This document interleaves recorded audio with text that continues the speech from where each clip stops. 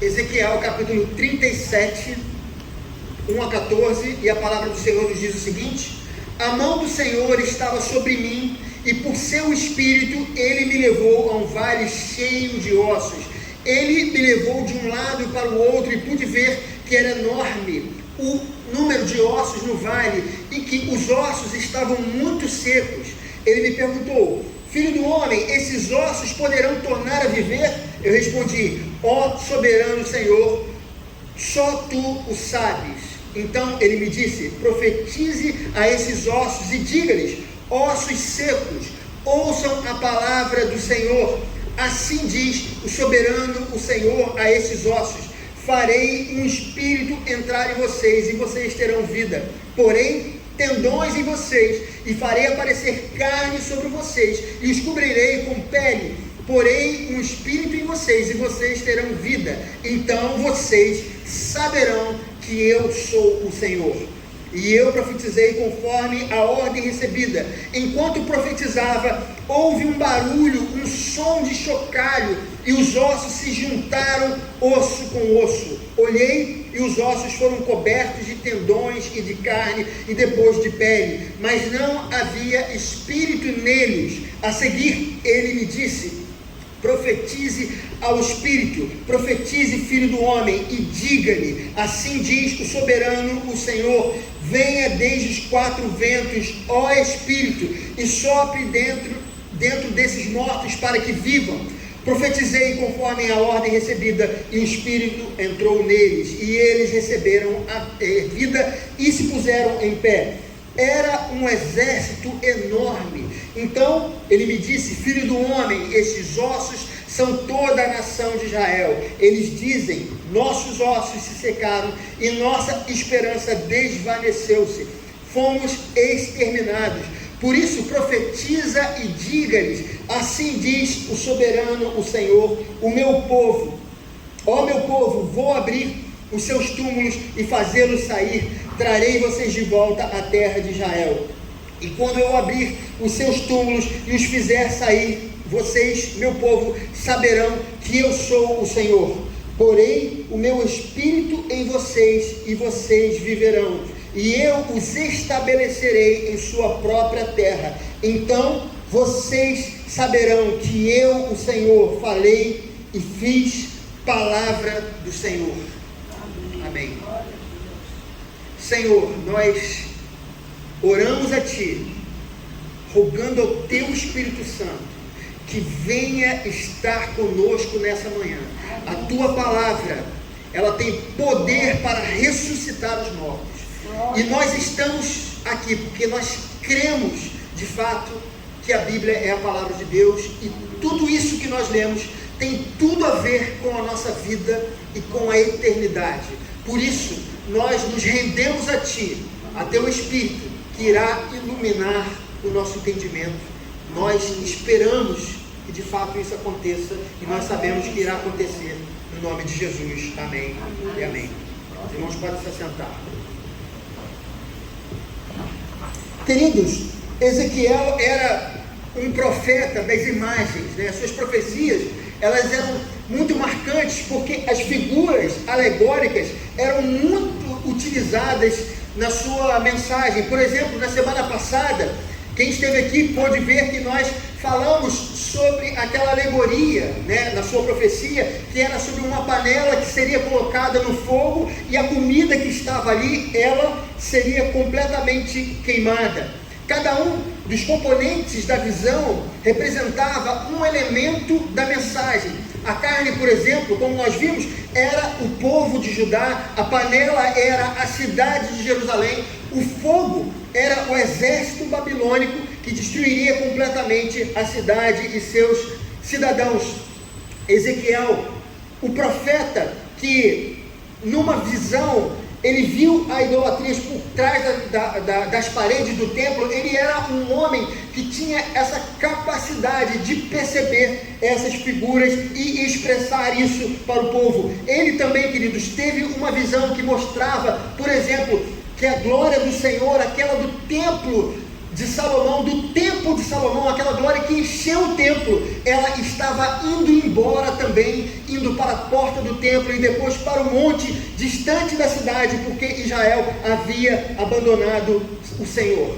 E o que há de comum entre os capítulos 1 e o capítulo 33 é que nessa mensagem do profeta, Deus estava cobrando o povo de Judá pela sua postura. E qual era a postura que Deus cobrava esse seu povo? Queridos, Israel estava cometendo todo tipo de pecado, idolatria, crimes e corrupção. Mas porque Deus ele se achava no direito de cobrar o povo de Israel pelos seus erros?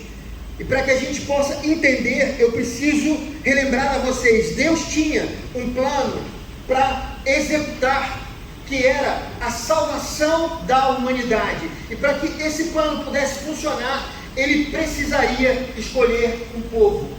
Em contrapartida, os descendentes de Jacó, eles estavam escravizados no Egito. Eles não tinham salvação. Se continuassem daquele jeito, eles morreriam no Egito. Deus então apareceu a Moisés, propondo um pacto, dizendo: se vocês me obedecerem, se vocês me seguirem, vocês serão o meu povo e eu serei o Deus de vocês. Eu vou protegê-los, sustentá-los e abençoá-los. Mas em contrapartida, eu vou dar leis difíceis de serem guardadas. Mas não se preocupem, vou dar uma saída caso vocês não consigam ser perfeitos de acordo com essas leis. Vou construir um templo e vocês poderão interceder pelos seus erros e pelas suas falhas nesse lugar. E esse vai ser o nosso pacto, o pacto da graça. A minha única exigência para vocês será a fé. Vocês terão um compromisso comigo. E se vocês forem sinceros, isso para mim vai bastar. Porque para mim, mais importante do que a perfeição será a fé que vocês depositarão em mim. Amados, o povo de Israel adorou essa ideia. Afinal, não haveria qualquer dificuldade. A fé era algo suficientemente pequeno comparado aos benefícios que eles receberiam. Mas a história bíblica, conforme nós temos acompanhado em toda a nossa leitura, desde o Gênesis até agora, ela nos mostrou que as coisas aconteceram completamente diferente. Os descendentes de Abraão desfrutaram da bênção de Deus, mas não se comprometeram em fé e obediência aos mandamentos. E por isso que Deus levantou tantos profetas. Eles eram porta-vozes de Deus e diziam: vocês abandonaram a aliança. Ele deu a lei para que ela servisse de referência para vocês, para que houvesse paz nas fronteiras, para que houvesse prosperidade, para que houvesse justiça, para que vocês demonstrassem através dela comprometimento com o pacto, para que ela fosse um sinal visível de sua fé. Mas, mesmo com os profetas advertindo a nação, eles se recusaram a ouvir. E como os profetas já não causavam mais nenhum efeito no povo, a Babilônia se tornou o megafone divino. Quem sabe, através do sofrimento, Israel não viria a mudar. E por isso, a Babilônia se tornou o grande algoz daquela região. Várias nações já haviam caído diante do poder dessa imensa nação, inclusive o grande império assírio. O rei Nabucodonosor avançava cada vez mais em direção a Jerusalém, mas Israel se negava a enxergar a mão de Deus na ação dos babilônios. Os profetas, eles começaram a dizer: arrependam-se antes que seja tarde, os babilônios certamente virão. E os estrangeiros, esses homens comandados por aquele impiedoso rei, cercaram Jerusalém uma primeira vez. Eles levaram cativos o primeiro grupo. Entre eles estava Daniel, Sadraque, Mesaque e Abednego. Depois, queridos, eles cercaram a cidade uma segunda vez e levaram um segundo grupo, e entre eles estava o profeta Ezequiel. Mesmo assim, conforme nós vimos na semana passada, eles não se arrependeram dos seus pecados, não assumiram as responsabilidades que tinham diante da aliança. Então, queridos, Nabucodonosor invadiu Jerusalém com toda a sua força.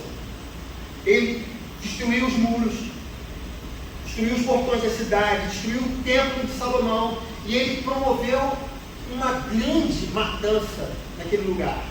150 anos, mais ou menos antes, havia acontecido algo semelhante a Samaria, que era a capital do reino do norte. Como Israel foi dividida, então a outra capital, ela foi tomada pelos assírios, e ela também foi destruída, e Samaria nunca mais se reergueu. E agora Judá também estava na mesma situação. E depois, queridos, da investida de Nabucodonosor, ela havia sido destruída para sempre. Não havia mais como Jerusalém se reerguer das cinzas. Era impossível isso acontecesse. E é nesse contexto que há uma guinada na mensagem do profeta Ezequiel, como nós vimos nessa semana na nossa leitura. Como eu falei, mesmo com a obstinação de Judá, Deus continuava com os seus planos. Ele desejava salvar os homens de seus pecados, e para isso ele havia escolhido um povo para que o Salvador viesse por intermédio deles. E é nesse contexto que o Senhor dá essa visão ao profeta. Deus iria erguer a nação, mas não antes de curar os seus pecados, não antes de trocar o coração de pedra por um coração de carne, não antes de fazer com que eles compreendessem o quanto ofenderam ao seu Deus com as suas práticas abomináveis. E para que isso, irmãos, fosse possível, era necessário que eles mantivessem a esperança. Era necessário acreditar que Israel não havia chegado ao seu fim. Era necessário saber que Deus não os tinha abandonado. Era necessário saber que, se houvesse arrependimento, haveria perdão. Por isso, queridos, o Senhor dá ao profeta aquela visão. Ele vê um vale de ossos secos, uma cena chocante, algo que indicava que naquele lugar havia acontecido uma batalha sanguinolenta. Muitos e muitos mortos espalhados pelo chão. Naquele vale, muitos soldados jaziam depois de uma humilhante derrota. E aquela milícia estava morta há tanto tempo que não havia nem mais indícios de carne. Eles eram tão somente ossos secos. Então, Deus, em visão, disse ao profeta Ezequiel: profetize. E quando ele começou a profetizar, um grande barulho de ossos começa a ser ouvido. Os ossos estavam se organizando. Um processo de recomposição contrária à decomposição começa a acontecer. Primeiro nos ossos surgem os tendões, depois surge a carne, e depois ficam aqueles cadáveres jogados ali e sem vida.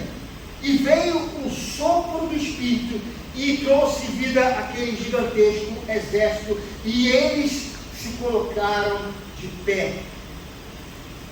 Queridos, e qual é o significado daquela visão? Israel era o exército de ossos secos. Eles haviam sido arrasados, completamente destruídos. Não havia mais esperança alguma para eles. Eles chegaram ao fim, assim como a sua irmã, o reino de Israel, o reino do norte. Mas na visão, Deus falava: trarei dos mortos a nação de Judá. Aquela nação se reergueria do túmulo. Essa mensagem, queridos, ela é muito importante para um povo que ficaria 70 anos no cativeiro. Eles estavam provando o remédio amargo para a cura de seus pecados, da idolatria, da violência, dos crimes, da deprovação moral, da usurpação dos órfãos e das viúvas, mas Deus tinha firme no seu propósito. Ele salvaria a humanidade dos seus pecados, e para que houvesse salvação, o Filho de Deus nasceria na Judéia e morreria em Jerusalém. Assim era necessário suscitar esperança naquele povo. Afinal, nos 70 anos que eles viveriam em terras distantes, eles tinham que manter a esperança de voltar para a sua terra. O Deus fiel prometia que ressuscitaria a nação de Israel, e essa é a visão. Queridos, a nossa conversão, tendo o batismo como símbolo, é o início do nosso relacionamento com Deus. A partir desse momento, nós entramos num pacto que é o pacto da graça. E nesse pacto que Deus faz conosco, Ele promete nos guardar, nos proteger, nos livrar do mal, perdoar os nossos pecados e nos salvar da ira divina. Nesse pacto também, nós recebemos a adoção de filhos, nós deixamos de ser criaturas de Deus e passamos a ser filhos de Deus, e nós passamos a ter direito à mesma herança que pertence a Jesus Cristo. Mas há, amados, uma contrapartida que Deus espera de nós, que é a fé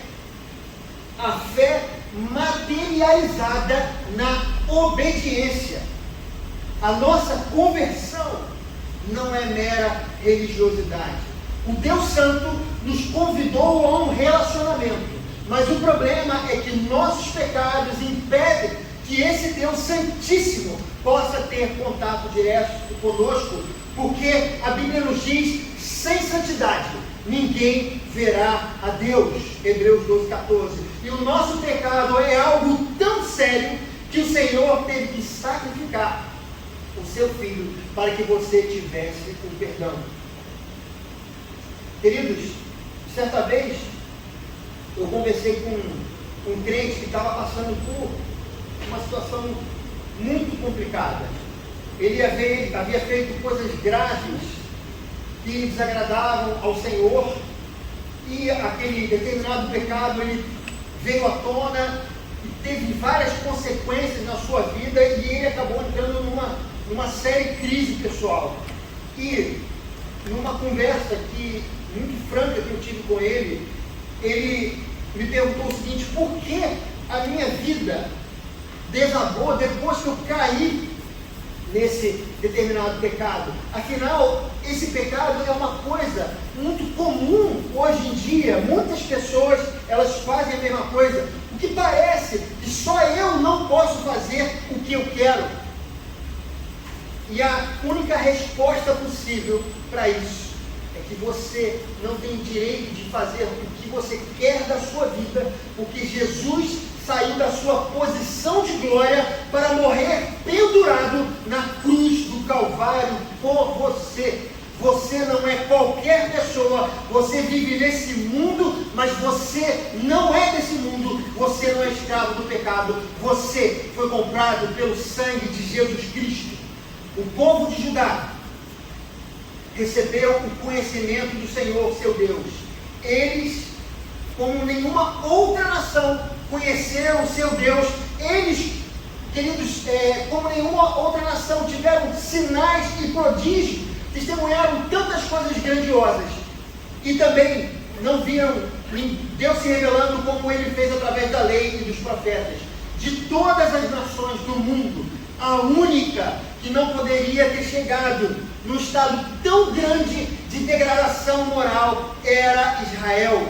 Assim como Israel, os nossos desejos pecaminosos muitas vezes nos conduzem à destruição de uma vida abençoada. A arrogância de um coração duro pode nos levar a lugares que nós nem poderíamos imaginar que chegaríamos. O pecado Ele pode nos levar, por exemplo, queridos, à demissão de um emprego, algo dado por Deus, à quebra de um relacionamento com um amigo ou um parente, ao fim de um casamento, de uma família, ou à morte de uma vocação ministerial, ou até mesmo a perdição eterna, que é a pior coisa que a gente pode imaginar. Romanos, no capítulo 6, 23, nos diz: o salário do pecado é a morte. Estar sobre o pecado é estar sobre grande maldição. Não devemos, queridos, desprezar a advertência bíblica com relação a essa verdade. Essa, amados, é uma das mais duras mensagens que eu prego aqui na igreja.